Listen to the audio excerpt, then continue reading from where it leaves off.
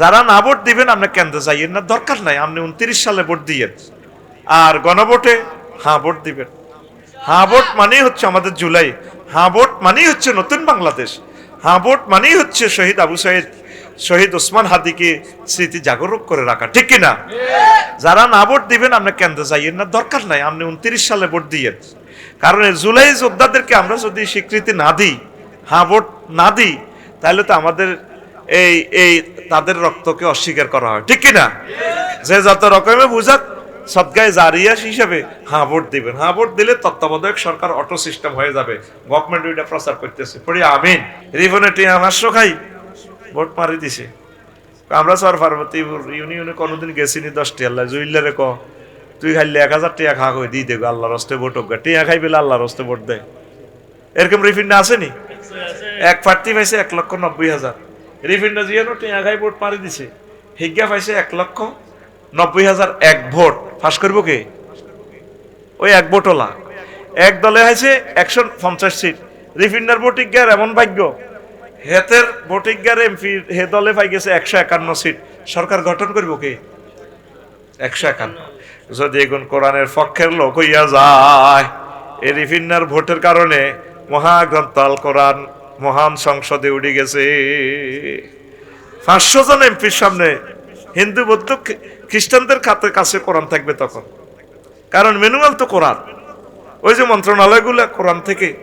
তখন এমপি সাহেব নির্বাচনী এলাকা 5 কোম্পানিগঞ্জ আর 272 সংসদীয় আসন, তিনি মহান সংসদে দাঁড়ায় বলবে, স্পিকার আপনাকে অশেষ ধন্যবাদ, মাননীয় সংসদ সদস্য আপনাদেরকে ধন্যবাদ, আমার সহকর্মী মহিলা ম্যাডাম যারা এমপি আছেন আপনাদেরকে আই লাভ ইউ। আমার নির্বাচনী আসন নোয়াখালী কোম্পানিগঞ্জ 5 সংসদীয় এলাকার সকল ভোটার হিন্দু বৌদ্ধ খ্রিস্টান ভাই বোনদেরকে শুভেচ্ছা জানাই, আপনাদের কারণে আমি সংসদে এসেছি, কথা বলার সুযোগ পেয়েছি। স্পিকার আমি মহান সংসদে বিল উত্থাপন করিতেছি। স্পিকার যেহেতু আমার আল্লাহ 82টা আয়াতে নামাজের কথা বলেছেন, রাসূল সাল্লাল্লাহু আলাইহি সাল্লাম 12,500 হাদিসে তিনি নামাজের কথা বলেছেন, যেহেতু আমাদের এই ভূখণ্ডে 93% মুসলমান, স্পিকার সেহেতু আমি মহান সংসদে বিল উত্থাপন করতেছি, আজানের ধ্বনি পুকারিলে 10 মিনিট রাষ্ট্রীয়ভাবে বিরতি দিয়ে নামাজ রাষ্ট্রীয়ভাবে কায়েম করা হোক।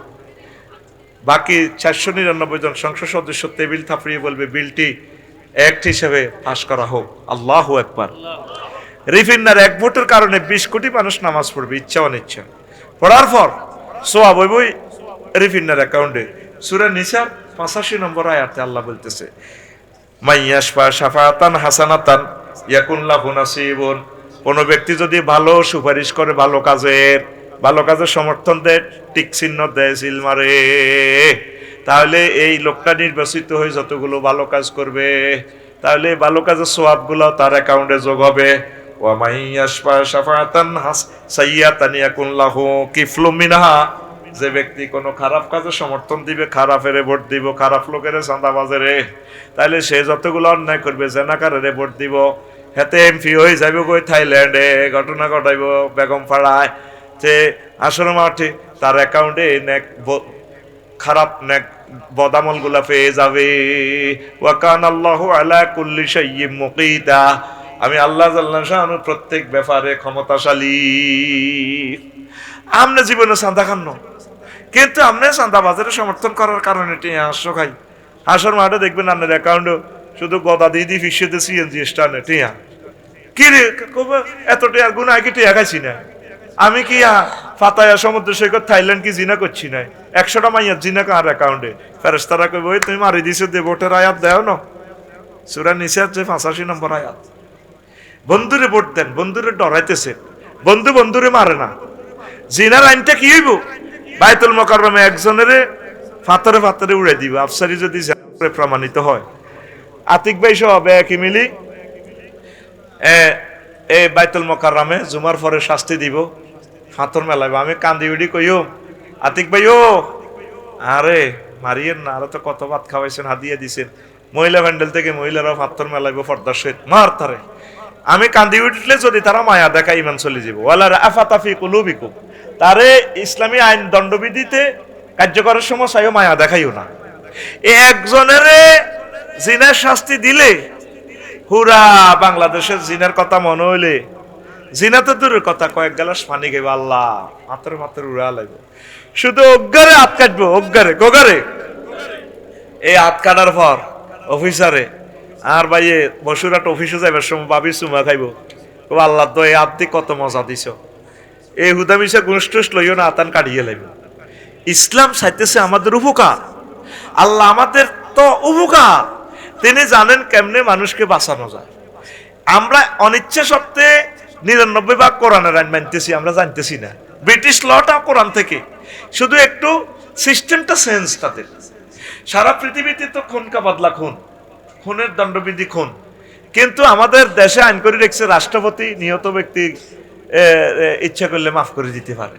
কিন্তু আল্লাহ সাল্লাহ শানুর কথা হলো, যারা যে খুন করছে অভিভাবকেরা মাফ করব, আমি এ দায়িত্ব নিনরে, আমি তোদের আল্লাহ, আমি পারতাম না, আমি তো সবে পারি। যদি নিহত ব্যক্তির অভিভাবক মাফ করি দেয়, বা তারা যদি কিছু ক্ষতিপূরণ 10 কোটি 100 কোটি টাকা নিয়ে মাফ করি দেয়, সেটা তাদের ব্যাপার, আমি সেটা করব না। আর নাফসু বিন নাফসে ওয়াল আইনু বিল আইনি, আগের দেশে হইল কিতা, রাষ্ট্রপতি ক্ষমতা, হ্যাঁ মিয়া মাফ করবো, মিয়া কে আমার, শুধু কিন্তু ফাঁসিটা হয়, এই যে মাফ করে এখানে গুনাহটা হয়ে যায়। বিয়ে করিও মাই ওমা বতু বলে পারমিশন ন, মা বোনেরা তো আরো লক্ষ লক্ষ গালিগাল আছে দিনের ভিডিওর কারণে, ঠিক কিনা? এটা তো বহু বিবাহ করলে তো মা বোনের লাভ, মহারানা গুলো ঠিকভাবে তারা পাইব। মা বোনে যদি হাজবেন্ডকে ভালো না লাগে, ধরো তোমার আমি মহারানা দিলাম, তুমি আমারে মুক্ত করো, সুন্দর সিস্টেম।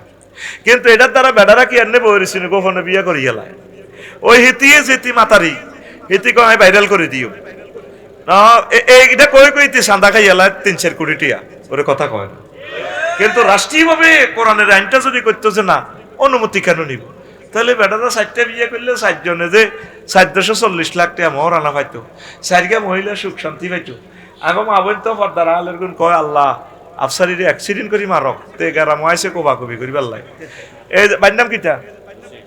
জসিম। আর জসিম নামটা বেশি কই, আগে জসিম প্রিন্সের মতো, যখন জান্নাতে মত দিব আরো 3 গাত আল্লাহ মামলা করব, আল্লাহরে কইব আল্লাহ জসিম ভাইরে খা করা, ও কি হয়েছে?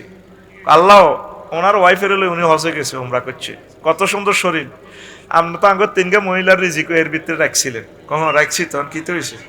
ক রব্বুল আলামিন, এই জসিম ভাই যদি আঙ্গরে বিয়ে করতো, আমরা ফতিতালয় যাইতাম না, গার্মেন্টসে যাইতাম না, উমরাত যাইতাম।